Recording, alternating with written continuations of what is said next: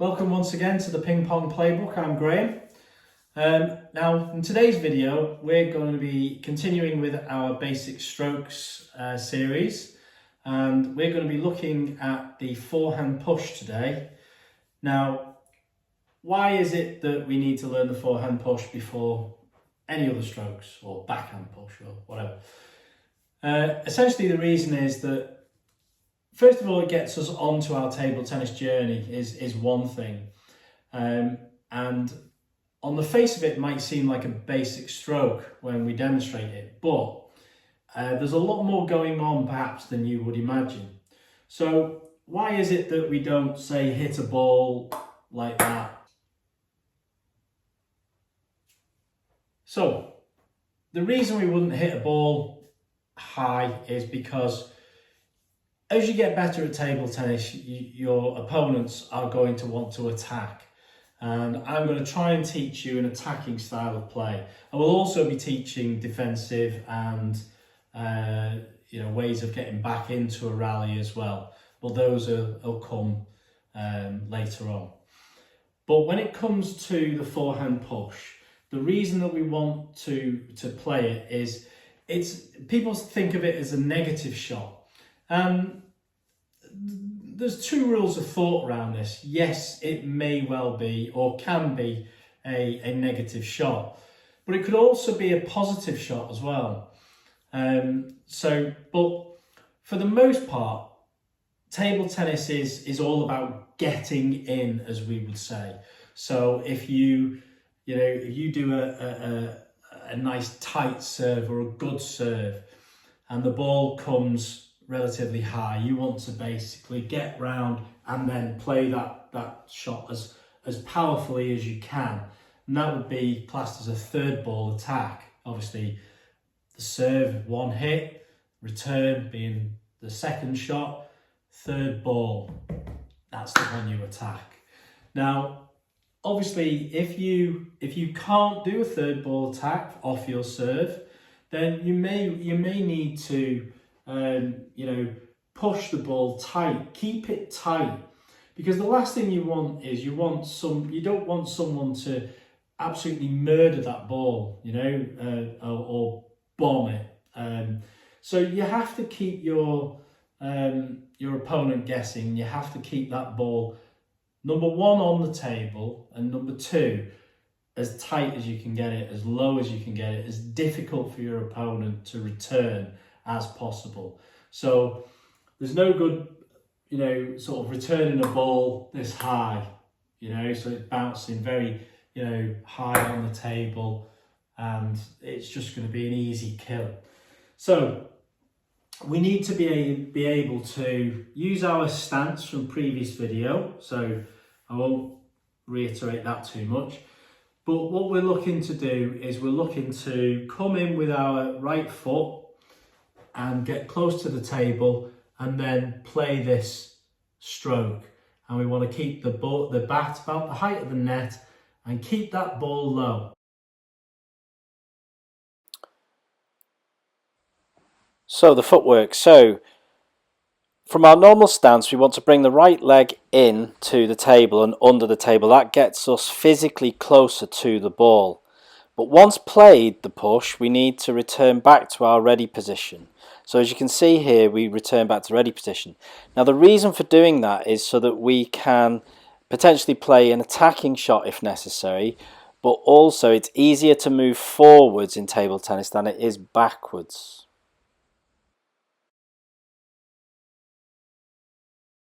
Okay, go. It can't be overstated how important it is to practice this shot. So me and my partner here are just doing a few for demonstration purposes, but we do practice this normally before any match.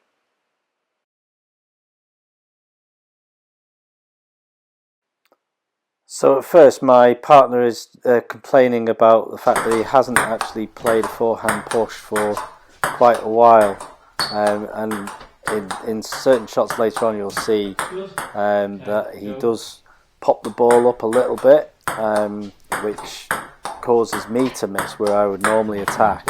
I'm trying to demonstrate the forehand push here, so So for example, right there, I had to catch the ball and stop.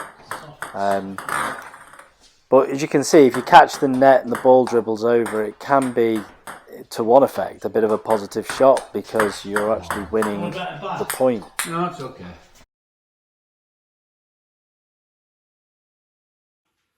So we discussed about whether or not it's a negative or a positive shot.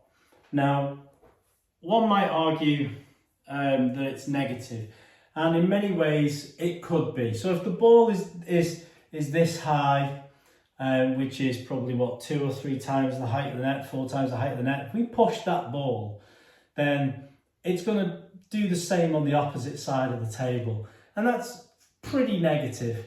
And we'll come on to different pimples, long pimples and things like that. And, you know, there are players that will make your style of play, they'll make you make mistakes. And you know, we've all had it where we're, I don't know, 10-9 down. We're thinking we've got to get it to 10-all. It's in the 5th game. And, you know, let's just get the ball on. And I suppose get the ball on is better than missing the table entirely.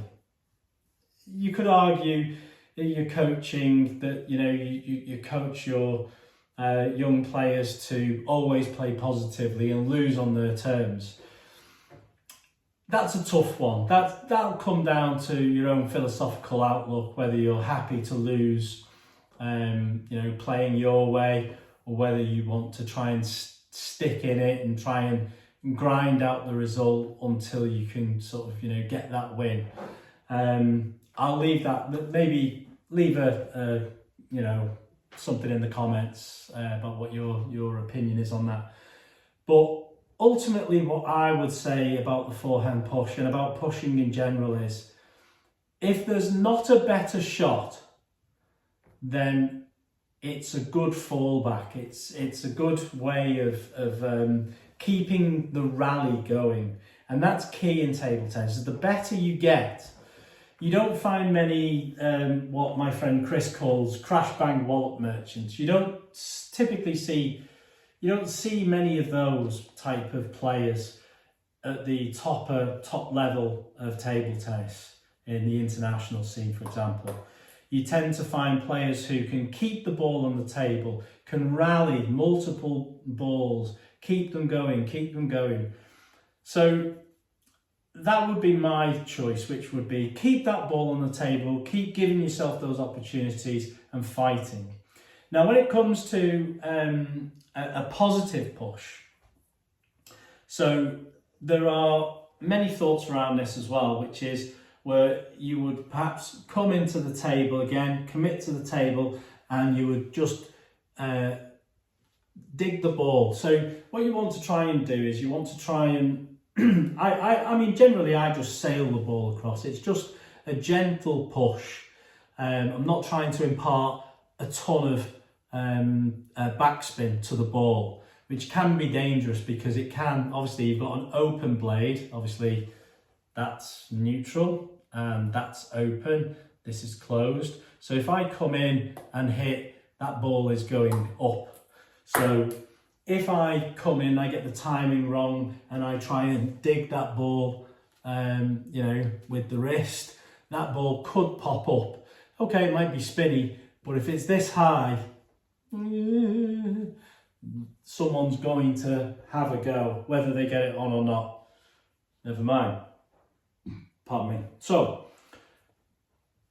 a positive push, so an aggressive push, is one where we would potentially make the same movement in and we would dig that ball as hard as we can. So it's going to come long. So if it was there, we missed. It's not easy to do this on your own. And there we go. So we're looking, bang. So there we go, perfect. So come on. So again, so an aggressive push can be a really good tool.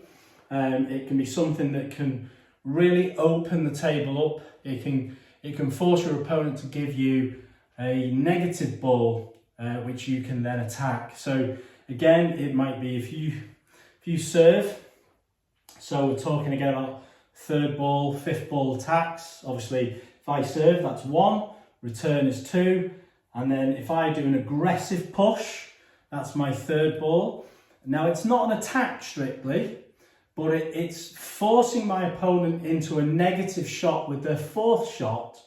So if I do an aggressive push, that ball's going to come back weaker, hopefully, and then we can then get in. And that is the whole key about the whole area of table tennis, the whole ethos in your head, your approach to the game is, I need to get in. I need to force my game on top of my opponent's game. I need to effectively push my will onto theirs. So when you get that into your head, that's a good situation to be in.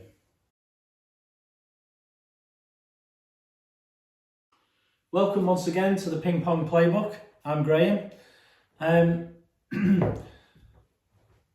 Oh, heavens above. Hello again. Welcome back to the... oh dear.